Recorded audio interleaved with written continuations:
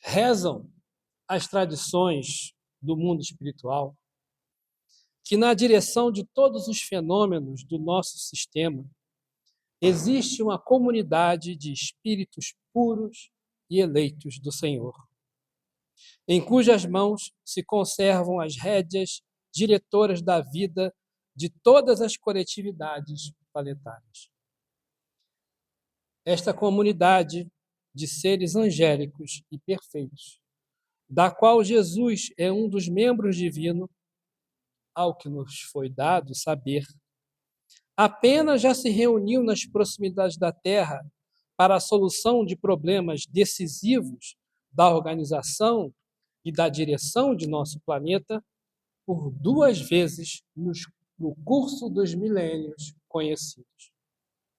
A primeira verificou-se quando o orbe terrestre se desprendia da nebulosa solar, a fim de que se lançassem no tempo e no espaço as balizas do nosso sistema cosmogônico e os pródromos da vida na matéria em ignição do planeta. E a segunda, quando se decidia a vinda do Senhor à face da Terra, trazendo à família humana a lição imortal do seu evangelho de amor e redenção. João, capítulo 1, versículo de 1 a 5. No princípio era o Verbo, e o Verbo estava com Deus, e o Verbo era Deus. Num princípio, ele estava com Deus. Tudo foi feito por meio dele, e sem ele nada foi feito. O que foi feito nele era a vida, e a vida era a luz dos homens. E a luz brilha nas trevas, mas as trevas não aprenderam. Ele era a luz verdadeira, que ilumina todo homem.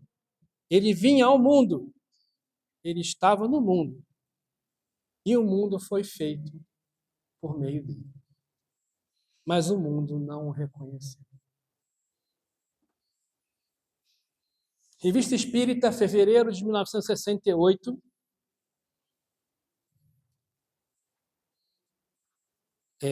Kardec faz perguntas aos espíritos. E aí, lá no item 5 do mês de fevereiro, primeira pergunta. Há muitos espíritos superiores que concorrerão poderosamente à obra reorganizadora, mas não todos são messias. Há de se distinguir. Na verdade, não é uma pergunta, é uma afirmação. Primeiro, existem os espíritos superiores, que são aqueles que agem livremente por sua própria vontade. Existem os espíritos marcados, isto é, designados para uma importante missão. Eles têm uma radiação luminosa que é o signo característico de sua superioridade. São escolhidos entre os espíritos capazes de cumpri-las. Entretanto, como têm livre-arbítrio, podem falir por falta de coragem, de perseverança ou de fé. E não estão no abrigo dos acidentes que podem abreviar os seus dias. Mas como os desígnios de Deus não estão à mercê de um homem, o que um não faz, o outro é chamado a fazer. Eis porque há muitos chamados e poucos escolhidos.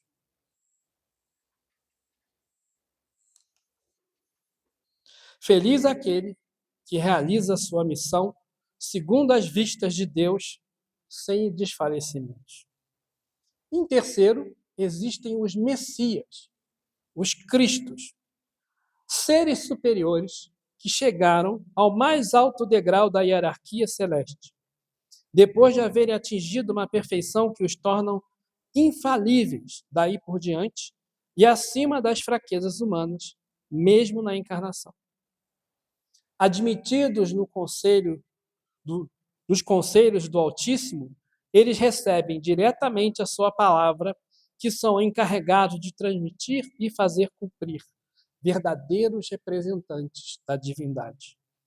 cujo pensamento eles têm, e é entre eles que Deus escolhe os seus enviados especiais, os seus Messias, os Cristos, para as grandes missões gerais, cujos detalhes de execução são confiados a outros espíritos encarnados ou desencarnados, que agem por sua ordem e sob sua inspiração.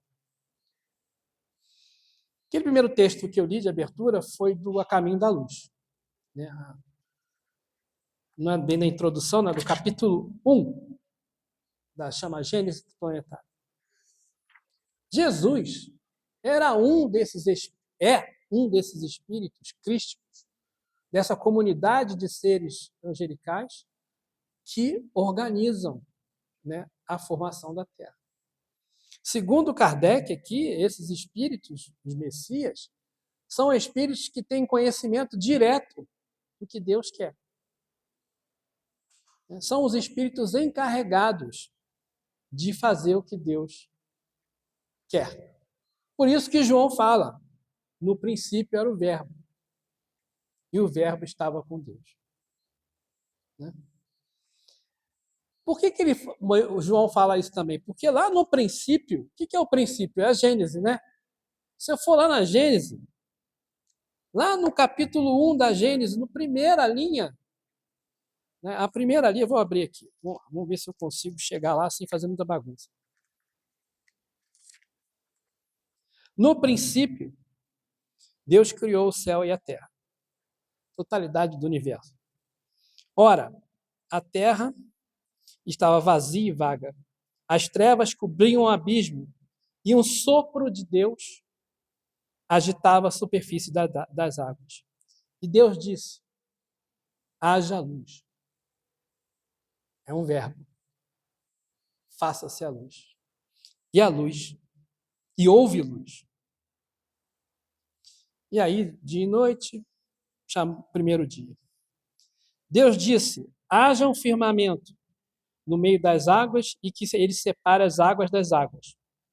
E assim se fez. Segundo dia. Deus disse que as águas que estão sobre o céu se reúnam num só lugar e que apareça o continente. E assim se fez. Deus disse que que a terra verdeje de verdura, ervas que deem semente e árvores frutíferas. E assim se fez. Terceiro dia.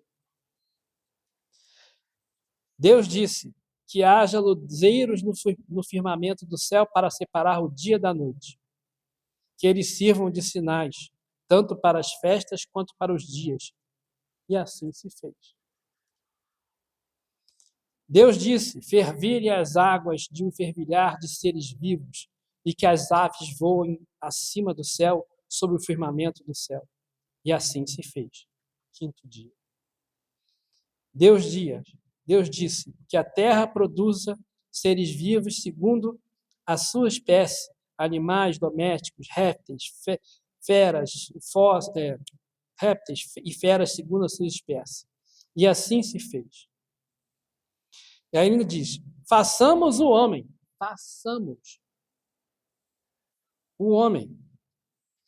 a nossa imagem e a nossa semelhança. E assim se fez sexto dia. No sétimo dia, descansou. Então, o verbo, todas as ações de Deus aqui do princípio eram verbo, ação. O verbo significa ação. E Jesus era o verbo. Ele é que estava comandando todas essas coisas aqui. Jesus está coordenando a terra desde a formação, como diz ali no Caminho da Luz. A primeira vez que esses grupos de espíritos crísticos se reuniram foi quando o orbe terrestre, a Terra, o planeta Terra, se desprendia da nebulosa. Quer dizer, a gente sabe que há uma aglomeração de matéria no espaço, essa aglomeração se torna, a força gravitacional se torna tão forte que ela explode, pega fogo, e aí daí vai saindo vão saindo os planetas. Começa a girar e vão saindo os planetas em forma de bolas incandescentes aí. Bem rasteiro, por favor, cientistas não me xinguem. Eu sei como é, só não vou falar isso aqui. Então, né, Jesus, onde é que eu enfiei o negócio? Meu Deus. Ah, não, é só um marcador. Então, né, Jesus é o Espírito crístico, é o Messias, é o governador da terra. E esse Espírito, imagina de quem que nós estamos falando. Resolve vir na terra e passar um tempinho com a gente aqui. Aí, né, isso lá em João fala assim: eu sou o pão. Jesus fala, né? João relata isso. Né? Eu sou o pão da vida. Isso está lá em João, versículo 6, capítulo 6, versículo 48. Eu sou o pão da vida. O que é o pão? Pão é um alimento básico, né? É o alimento mais simples. Não estou falando mal dos padeiros, não, que fazer pão não é fácil, mas é uma coisa que é mais que a gente ouve falar que existe desde muito tempo, desde que tem agricultura, né? É um alimento bem simples, muito muito básico em toda a dieta alimentar de todos nós sempre tem o pão. Não vai me dizer, né, que não, eu não como carboidrato, mas o normal é comer carboidrato, né? Mas brincadeiras à parte, né, nesse sentido de alimento básico, né, Jesus apresenta para a gente assim, olha, eu sou o pão da vida, eu sou a coisa mais básica que vocês precisam ter na vida de vocês. O alimento espiritual que eu trago é fundamental para a dieta espiritual. E aí é verdade, né? Tem gente que não come pão. E aí, né? Dá problema. Porque o pão que Jesus trouxe para a gente, né? Ele traz o nutriente espiritual que a gente precisa para progredir, né? Para a gente chegar lá, né? Que é nosso destino. Todos nós evoluirmos e um dia chegarmos à perfeição. Todos nós vamos fazer parte dessa comunidade de espíritos críticos. Vai demorar 1 milhão de anos? Vai demorar 5 mil, 6 mil anos? Depende de cada um de nós, mas todos nós vamos chegar lá. Né? Mas nós ainda, se a gente for olhar a escala espírita, né, tem lá os espíritos impuros, os bons espíritos e os espíritos puros. Questão 100 do Livro dos Espíritos em diante. Os espíritos impuros, todos nós estamos lá. Todos nós estamos ali nessa região. E quando ele fala espírito superior, o espírito superior é o último nível, né, dos bons espíritos. Acima de espírito superior só tem espírito puro. Então, aquele texto lá de Kardec, né, ele começa os espíritos superiores, os espíritos marcados, que são aqueles espíritos superiores que vêm com missão, mas podem falhar. Olha que interessante. Né, no livro Renúncia, a Alcione resolve, né, voltar para ajudar lá o amado dela, que ficou para trás, e aí o guia dela, né, o anjo da guarda dela, fala com ela: tu fica esperto, hein? Tu pode dançar. Pode dançar. Porque espírito superior não é espírito puro. Como ele diz aqui, ainda pode falhar. Né? Já os messias são seres superiores que chegaram ao mais alto grau da hierarquia celeste, são espíritos puros. Né?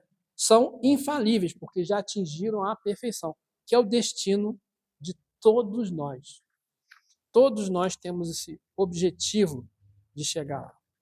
E Jesus traz para a gente, né, essa alimentação básica, esse iniciozinho, né, esse alimento espiritual mais básico que a gente tem para a gente poder entrar nesse caminho. E ele fala, né, Eu sou a luz do mundo. O que significa, né? Luz do mundo.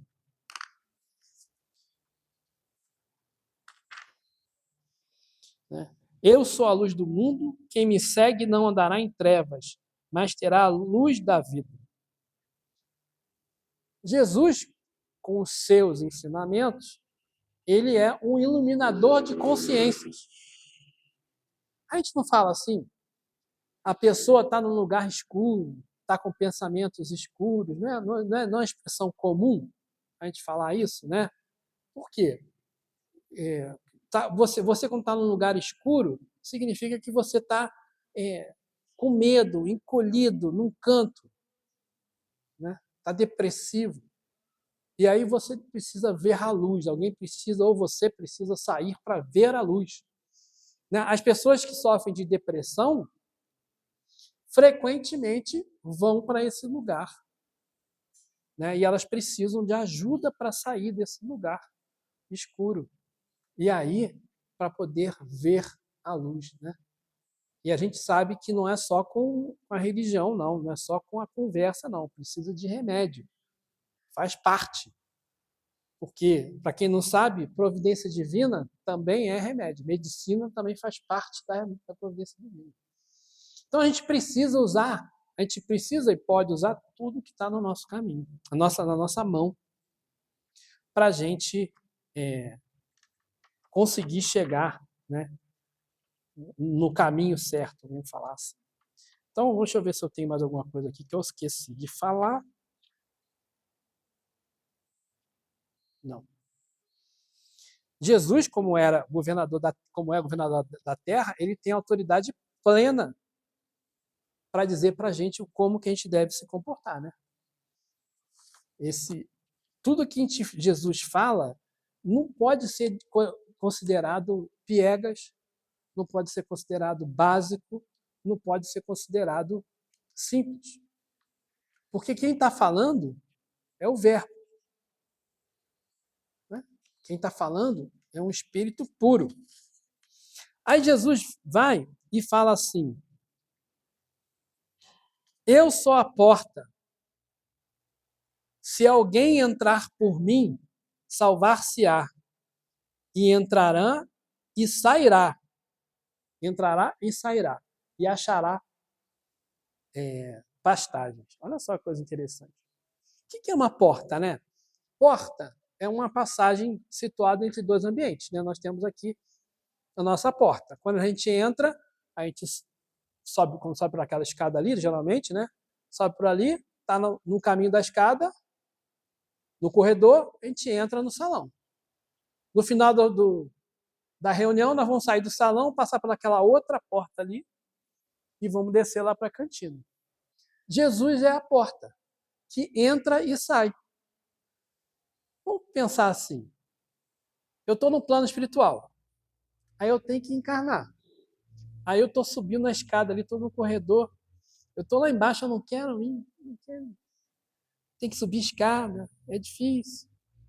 Né? Aí alguém ajuda a gente, não vai, eu te ajudo, você vai. Aí a gente vai, entra na encarnação. Nasce. Né? Aí na nossa encarnação nós passamos por diversas situações. A gente acerta, a gente erra, a gente faz o bem, a gente faz o mal, a gente sofre, né? A gente fica feliz, a gente ri, a gente casa, a gente procria ou não, mas a gente, né, vive. No final, a gente vai sair pela porta. O que Jesus fala? Se vocês seguirem o que eu estou falando, né, eu sou a porta para quando você sair, para paragens, como é que chama? Ah, meu Deus, desmarcou. Não, voltou.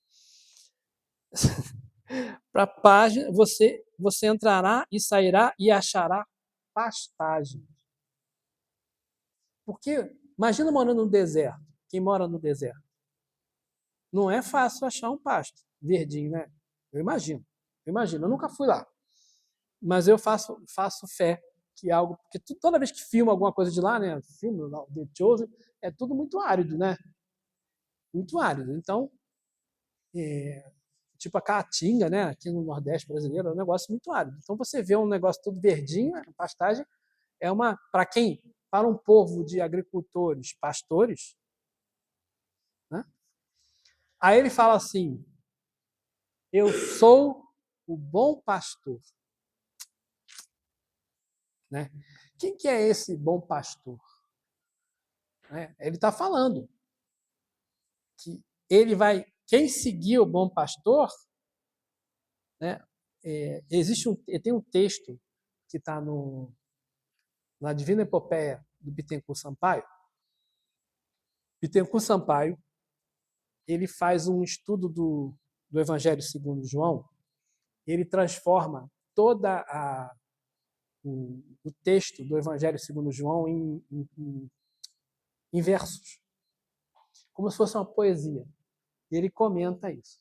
E aí ele fala que Jesus é o pastor divino que tem como missão conduzir os habitantes da terra ao aprisco divino. Alguém sabe o que é aprisco?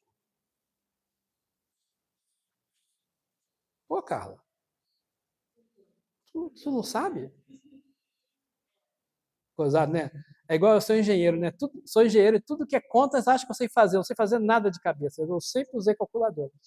E como ela é jornalista, tudo que é português eu pergunto para ela que ela tem a obrigação de saber. Não é nada disso. Aprisco é o lugar onde as ovelhas, os carneiros ficam na hora de dormir. Ou o curral, vamos falar assim, o curral das. Né? Mas eu vou falar curral. Curral é muito feio. Mas é feio, eu não gosto não, é feio. Né? E lembra que o Bittencourt Sampaio está fazendo poesia aqui, então aprisco mais chique. Então, né, Jesus é o pastor que vai conduzir a gente ao aprisco divino, ao lugar onde a gente vai poder se juntar com outras ovelhas que conseguiram caminhar, conseguiram chegar lá. Né? E como um bom pastor, Jesus não mede esforços nem sacrifícios para que as suas ovelhas atinjam a vida eterna. O que é a vida eterna? É a gente evoluindo, evoluir, a gente fala a palavra evoluir, né? O espírito fala assim, fulano é um espírito evoluído. Não, eu acho que todos nós somos espíritos evoluídos, porque existem espíritos menos evoluídos que a gente. Mas por isso que Kardec trouxe lá no Livro dos Espíritos a escala espírita. Na questão número 100 do Livro dos Espíritos. Questão número 100. Ele fala assim, ele dividiu didaticamente em 3 classes. Ele fala, terceira classe, espíritos imperfeitos. Aí é interessante que ele descreve aqui os espíritos imperfeitos, essa classe, ele escreve uma página, 2 páginas de texto sobre os espíritos imperfeitos. Aí ele começa. A 10ª classe. Espíritos impuros. São os inclinados ao mal. 9ª classe. Espíritos levianos. São ignorantes, maliciosos, irrefletidos, soberbeiros. Zombaria. E 8ª classe. Espíritos pseudo-sábios. Dispõe de conhecimento bastante amplo, porém creem saber mais do que sabem. Vou embora, tá? Termina aí para mim? Termina? Hein? Pseudo sábio. 7ª classe. Eu queria estar nessa. Espírito neutro. Ai, ai. Espírito neutro. Nem bastante bons para fazer o bem, nem bastante mal para fazer o mal. Para tu ver, para eu querer ficar aqui, para tu ver onde é que é. E aí Kardec coloca aqui como 6ª classe, mas eu acho que deveria ser uma 3ª ou 2ª, espírito batedor. Né? O que é o espírito batedor? Batedor é aquele que gosta de dar soco, né? né? Perturba o outro, gosta de perturbar, né? Então, e aí eu tenho um defeito, por isso que eu acho que eu estou aqui mais no pior mesmo, no espírito impuro. De vez em quando a gente vê um motoqueiro passando com aquele barulho, né? Eu logo imagino, coitado, espírito batedor, né? Então, por que a gente faz isso, né? Porque nós somos ainda espíritos impuros. Todos nós estamos aqui. Então, quando Kardec faz essa classificação, a gente não pode se colocar em uma delas, porque nós temos características de todos eles. Tem horas que a gente perturba os outros, igual o batedor. Tem hora que a gente é pseudo-sábio. A Flávia que brinca comigo assim. Pergunta qualquer coisa para o André. Pergunta. Eu sempre vou dar uma resposta. E aí, às vezes, em casa de brincadeira, né? A Flávia já falou. Né? Eu falo uns troços. O que é isso? Eu invento um negócio esdrúxulo. E tem gente que acredita. Né? Aí eu tenho que explicar que é mentira. Mas o que é isso? É o pseudo-sábio. Né? O espírito leviano, né? Aquele que é malicioso, zombeteiro. Quem aqui nunca zombou de outro? Hein? Flamengo perdeu do Fluminense ontem. Quem zombou do Flamengo? Hum? Hum? Hum? Né? Teu vizinho, né? É. Escondeu do vizinho o dia inteiro. Porque ele, quando ganha, zomba do outro, né? Então são os dois, né? Mesma coisa. Né? Outra característica que todo mundo tem, né? Ele fala assim, são inclinados ao mal, os impuros, né? Que são, né? Que fazem do mal objeto de sua preocupação. Tem gente que só se preocupa com a coisa errada, só preocupa com a fofoca. Fulana, que é namorada de Cicrano, saiu com Beltrano. Essa preocupação é uma preocupação impura. Não tem nada com isso. Né? Então, os seres humanos encarnados são todos ainda características desses caras aqui dos espíritos impuros. Mas lembra que eu falei que Kardec escreveu 2 páginas sobre os impuros, né? Aí, a segunda ordem, os bons espíritos. Aí ele descreve as características dos bons espíritos. Bons espíritos, ele gasta 1 página. Já escreveu menos. Aí tem a 5ª classe, os espíritos benévolos, aqueles espíritos onde a bondade é qualidade dominante. A prática, que eles gostam de prestar serviço para os outros, mas tem pouco conhecimento intelectual.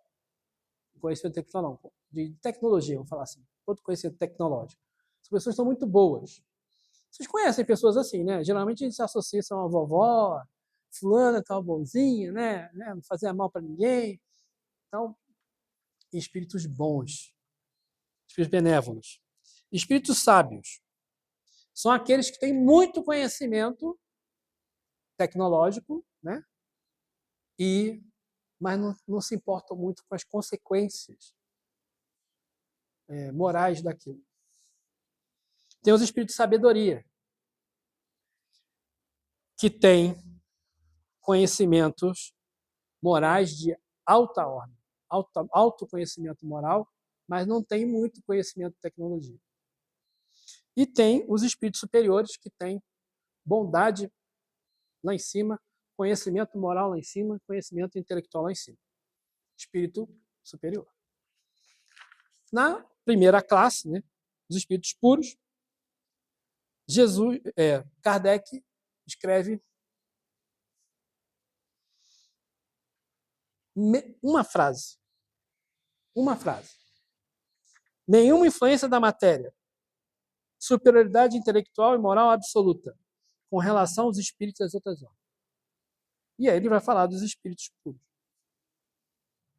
Por que Kardec fala muito dos espíritos impuros? Porque é o que ele conhece. 2 páginas, ele conhece. Os espíritos, né, bons espíritos, ele já conhece alguns. Espírito puro não dá para fazer só uma frase. Pum, que a gente não conhece ninguém, só Jesus.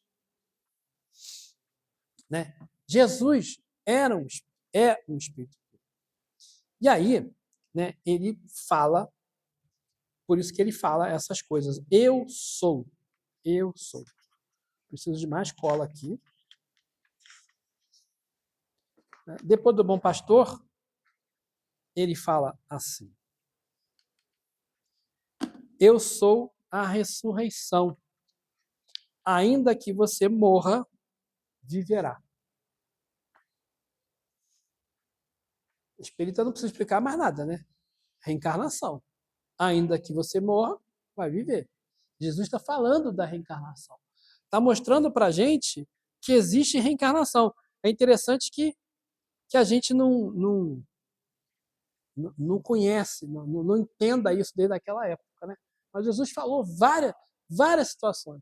Na terça-feira, né, Nádia? A Nádia trouxe para mim um negócio, eu mostrei para o pessoal outro. Existem várias passagens na Bíblia, que Jesus fala de reencarnação. Paulo fala de corpo espiritual, né? Fala de corpo da terra e corpo espiritual. A gente aí fica achando que a gente que está aqui no centro espírita está sendo esotérico. Não, Jesus então era esotérico também, porque ele falava essas coisas, né?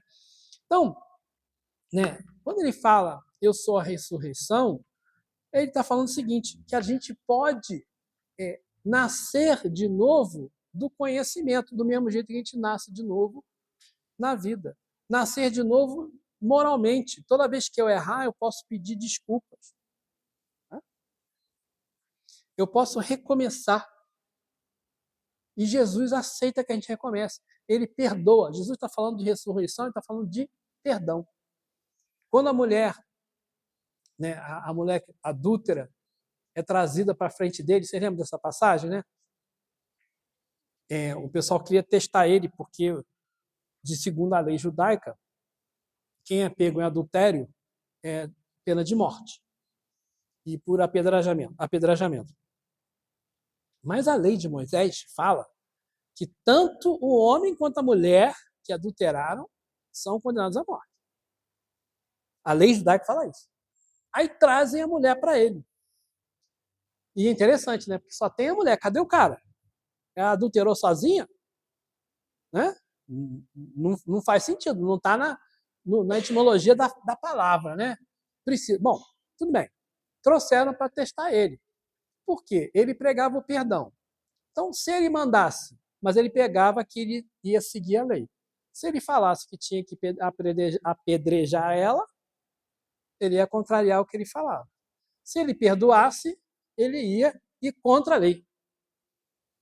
E aí ele se abaixa e começa a escrever no chão. E eu pesquisei pra caramba o que ele estava escrevendo no chão. Só existem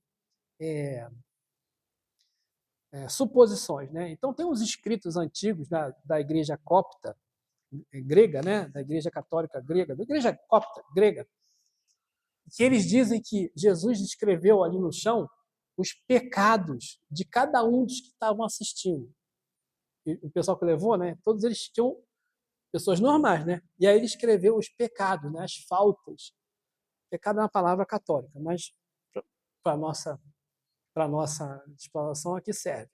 Né? Ele escreveu ali, aí cada um, imagina, vou apedrejar a mulher, aí o cara falava assim, roubo, você roubou, traiu o outro, sonegou, não sei o quê.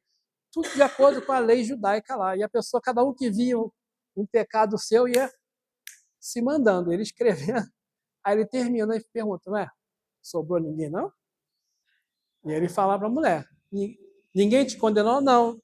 Então eu também não te condeno não, mas vai e não peca de novo. É a chance, é a ressurreição, é uma nova chance, né? Que a gente sempre vai ter uma nova chance. E a gente às vezes erra, as pessoas erram e a gente... Hoje em dia é muito difícil, eu acho muito difícil. Eu vejo às vezes algumas coisas... Rede social, né, é uma coisa que nós temos que tomar muito cuidado, não tem jeito. Não adianta falar que a gente vai ficar sem. Pode ser que no futuro rede social seja igual cigarro, né? Que antigamente, quando eu era mais novo, todo mundo fumava propaganda de cigarro na televisão. Né? Agora, fumar é feio, não é saudável. Pode ser que daqui a 20 anos, 30 anos, rede social vai ser igual cigarro. Pode ser, eu não sei. Mas hoje a gente está muito ligado ali. E a gente vê que às vezes as coisas acontecem, uma situação acontece, e imediatamente o pessoal julga. Julga. Independente disso, né? Acontece um acidente de moto. Aí bota lá aquelas páginas de Petrópolis, né? Já tem logo lá dizendo que o motoqueiro é isso, o motoqueiro é aquilo, não sei o quê. Ninguém sabe o que aconteceu. Por que você está condenando? E ninguém pensou na família. Né? A mãe que perdeu um filho, que geralmente, muitas vezes, é um garoto novo, né? E a gente condena, a gente julga. Todos nós julgamos. Julgamos sem dó nem piedade. E depois nós dissemos que nós somos bons espíritos. A gente quer achar superior. Então nós ainda estamos muito lá naquela escala espírita, muito lá embaixo ainda. Alguém pergunta, quando que a gente vai chegar lá? Eu morri de rir uma vez o Paulo César Frutuoso.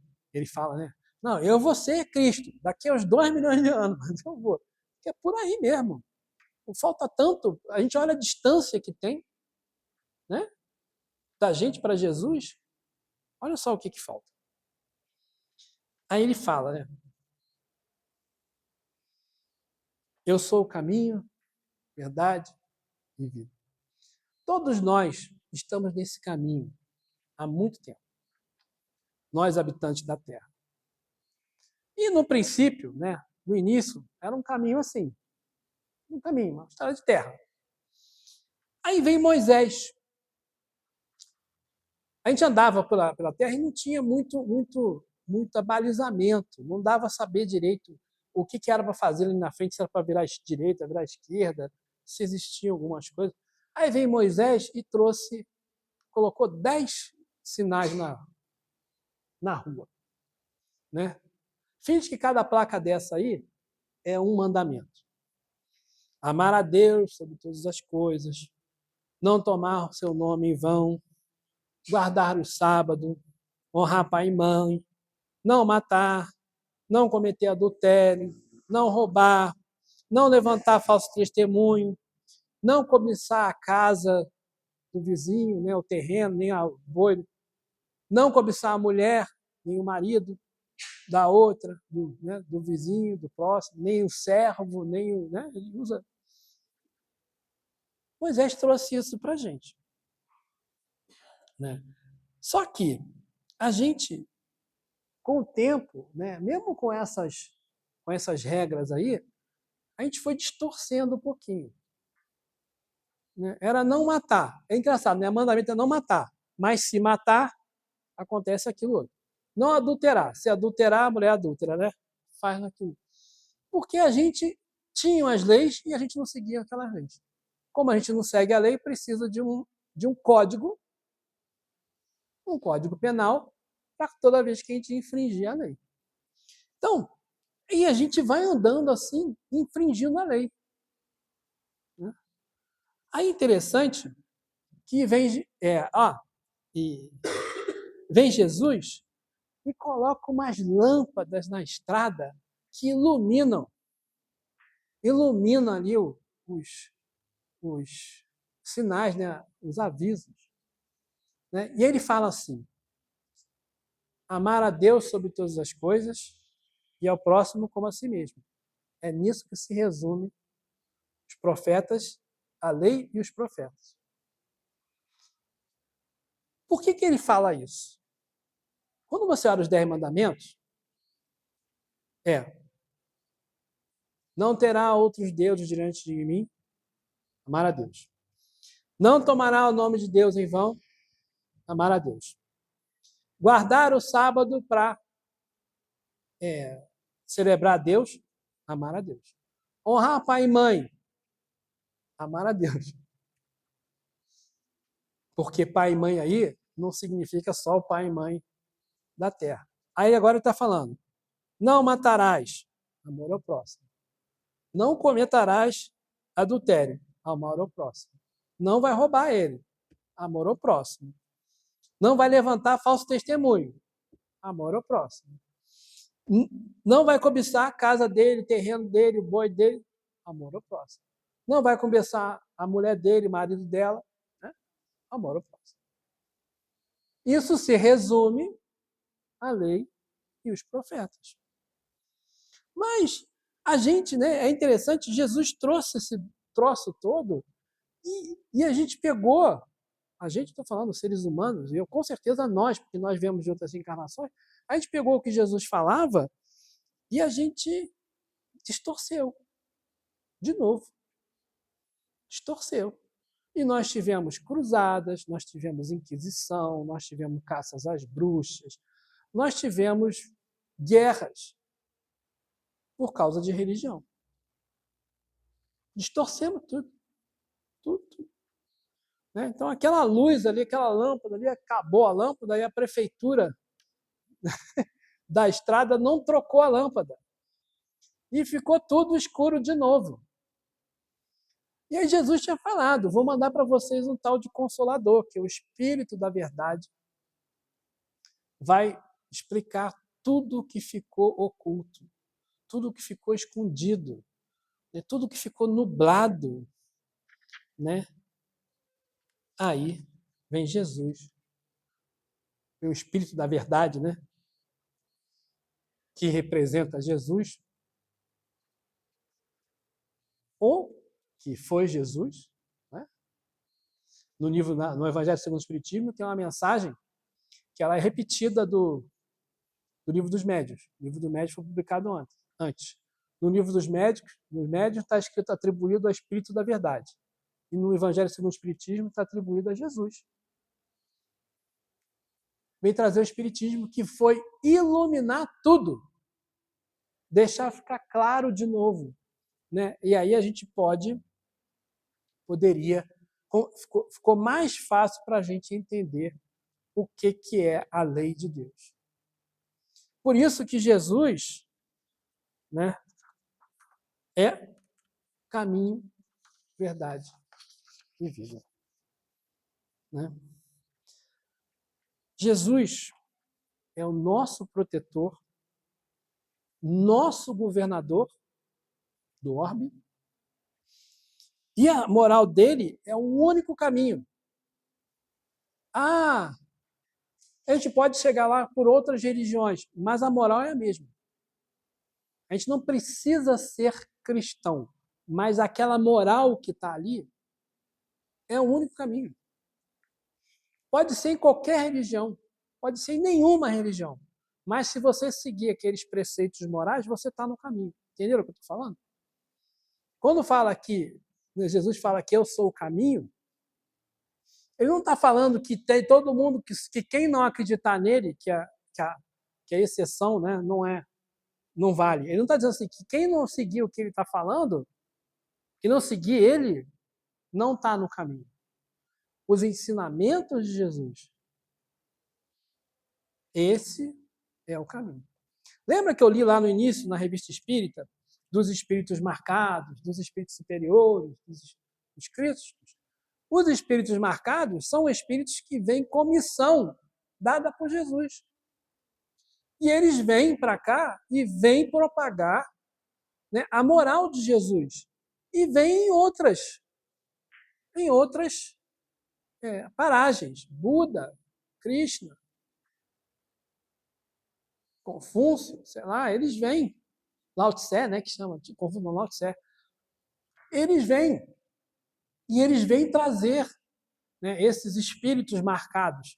São espíritos que vêm com missões de altíssimo teor para mostrar para a gente o caminho, a moral que Jesus trouxe para a gente, mostrar na prática.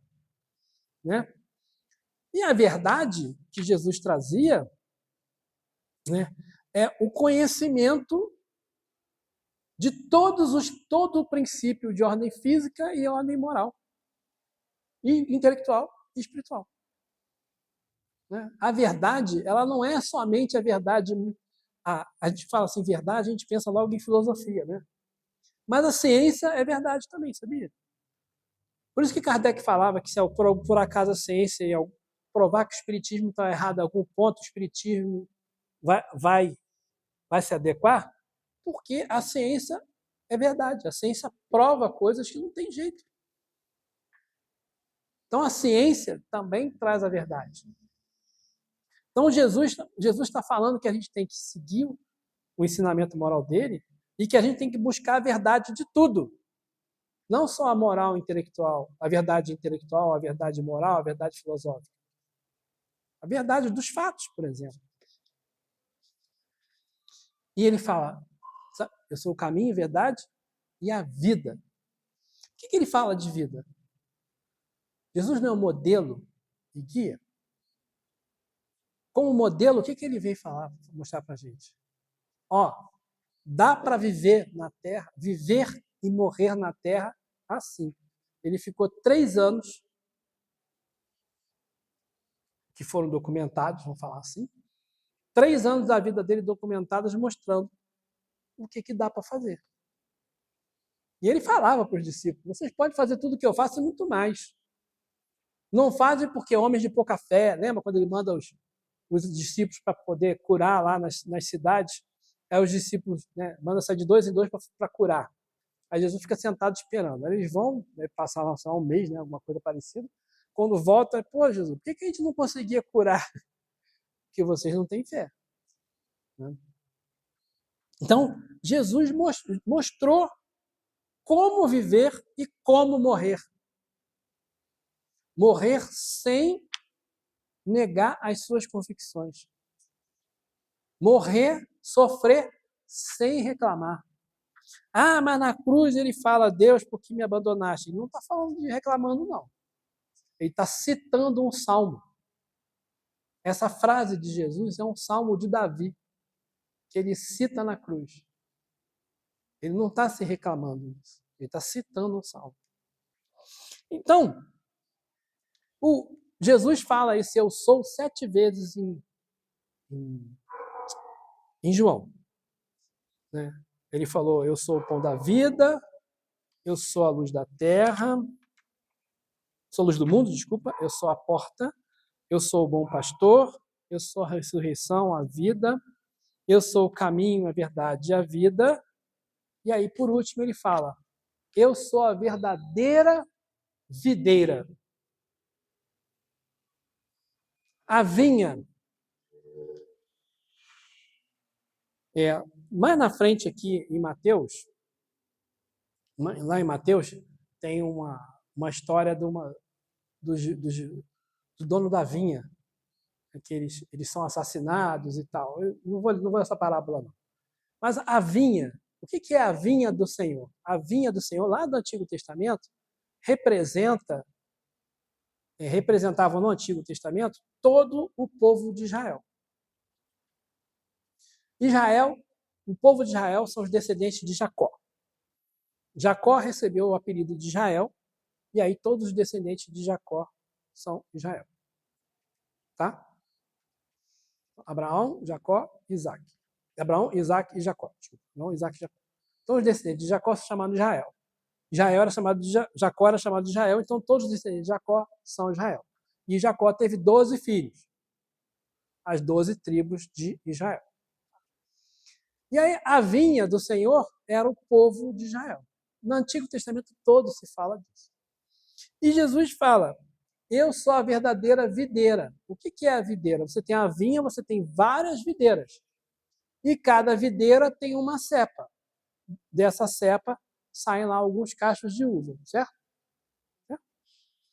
Então, quando Jesus fala que eu sou a verdadeira videira, ele está subjetivamente afirmando, olha, a vinha do Senhor não é só o povo de Israel, é a humanidade inteira, porque ele veio para todo mundo.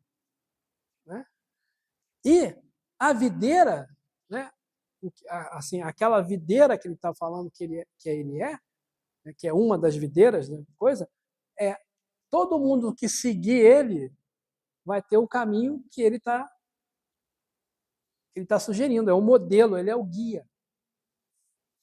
E a cepa, o Espiritismo, no Livro dos Espíritos, lá no Prolegômenos, lá no iniciozinho do Livro dos Espíritos, os Espíritos falam assim, porás no cabeçalho do Prolegômenos a cepa que te desenhamos,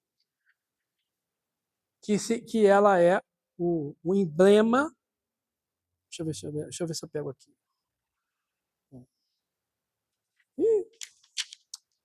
Ela é o emblema do Espiritismo. Ela fala assim: a cepa representa o corpo. O que é a cepa?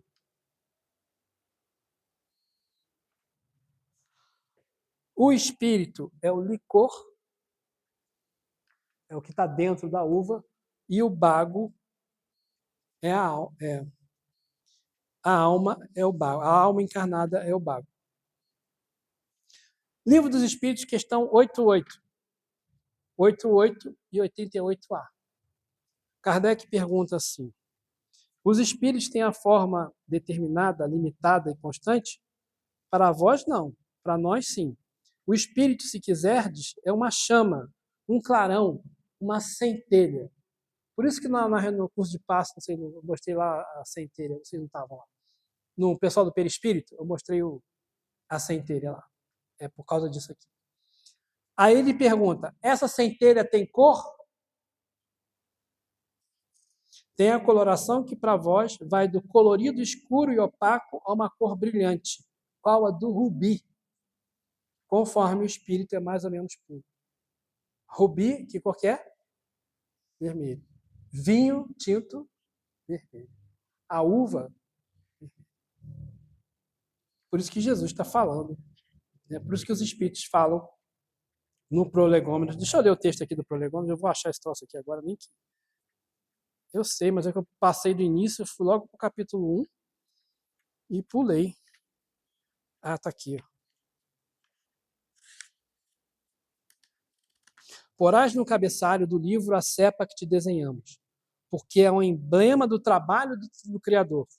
Aí se acham reunidos todos os princípios materiais que melhor podem representar o corpo e o espírito.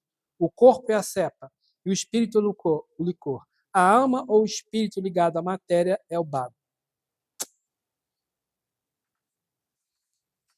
Isso aqui são os espíritos falando aí. Quem é que assina, né, esse prolegômenos? A gente tem que botar um microfone que eu não preciso segurar. Não precisa não. É que o livro está voando aqui. Quem foi que assinou esse texto? São João Evangelista. São João. Isso aqui não é nomenclatura católica. Tá? Santo Agostinho, São Vicente de Paula, São Luís, Espírito de Verdade, Sócrates, Platão, Fénelon, não sei pronunciar, Franklin, Swedenborg, etc, etc. Esses espíritos foram os espíritos que assinaram esse texto aqui e, obviamente, são esses espíritos que estão ditando o livro dos espíritos. Então, quando a gente fala de Jesus, né, eu pelo menos tenho isso. Que espírito é esse? Governador da terra. Espírito puro, que veio aqui na terra, ficou 3 anos aqui com a gente, passando pão que o diabo amassou, e a gente ainda fica repetindo o que ele está falando para fazer mal para os outros. Né? A gente tem que ter muito, muito, muito respeito por esse espírito. Por isso que nós somos espíritas cristãos. Né? A gente tem que seguir a moral do Cristo. Buscar essa luz. Né? Essa luz. Buscar a luz. Porque é esse o nosso destino, nosso objetivo, né? O caminho que ele está mostrando para a gente poder chegar lá um dia e falar: nossa, né? Somos espíritos evoluídos. Tomara que todos nós estejamos juntos lá e a gente possa se lembrar: nossa, como é que a gente fez besteira, né? Mas vamos agora ajudar os outros. Que por enquanto nós ainda estamos focados em nós, tá? Faz parte, tá? A gente precisa evoluir. A gente ajuda os outros. A gente ajuda bastante, mas precisamos nos ajudar. No dia que a gente chegar a espírito puro, a gente só vai precisar ajudar os outros. Tá bom, gente? Muito obrigado pela atenção de todos. Espero que tenham gostado. Até a próxima.